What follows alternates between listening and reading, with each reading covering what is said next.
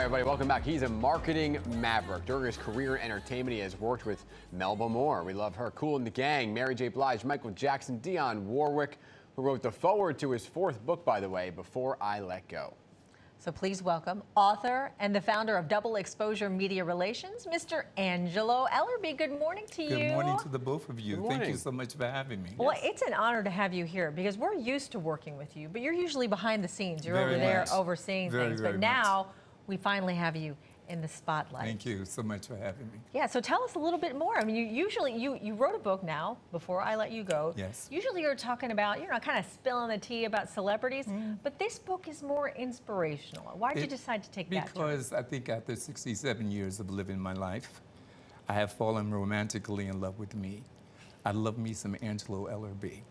And that allows me to love other people. That allows me to teach and educate and stimulate and motivate other people to their awareness. My book is really not about the entertainment industry. It's really about a template of my life growing up in the greatest city in the world, Newark, New Jersey. Yeah. Not living in poverty, but in a very economical disadvantage. My mother had an 8th grade education. She was a waitress.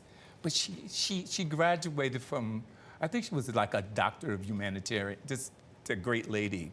And she gave me all the wisdoms that I use each and every single day of my life, teaching and educating young people and old people alike about falling in love with you. You can't love somebody else if you're not loving you. It starts here. And then it just goes on and on and on. It's about mentoring. It's about giving back. I think that we're in this crazy time in this world where people are just fighting against people. And it's so important for me that my culture, and that's an assortment. I look at my culture like a bag of M&M peanuts. It's just assorted. And I want people to understand what they have to do for themselves and what they have to do for others. Yeah. But you use the entertainment background as the guidance, right, in the book, absolutely, to kind of tell the story, because you have this important lesson that you learned from Mary J. Blige at a very young age, and you kind of use that as a bit of a guidance to help readers along. So what was that story? You know, that story is really funny. My office was on 7th Avenue for about 27 years. And I'm known as this guru or this artist development person. This was at the beginning of Mary's career. Yeah. And they brought Mary to me, and they wanted me to teach her diction and speech and mannerisms and all these other things. And so I had this fetish for a pastrami sandwich from Carnegie Deli. I like that. And it was all in my head all morning long. I just wanted to go get the sandwich. Okay, so she was late. Oh, my goodness. And I'm standing at this elevator. When you get off the elevator, you're in my office. And so she comes and she says, "I'm here to see Angelo." And I go, "You mean Mr. Ellerbee?" She said, "Whatever." And I said, "Oh, my no, goodness. It's not a whatever. It's a Mr. Ellerbee. You're an hour late. I'm going to have lunch. I'll see you tomorrow." Wow.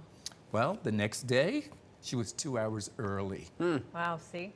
And the relationship just developed and blossomed to be a real friendship. Wow, that was risky, huh?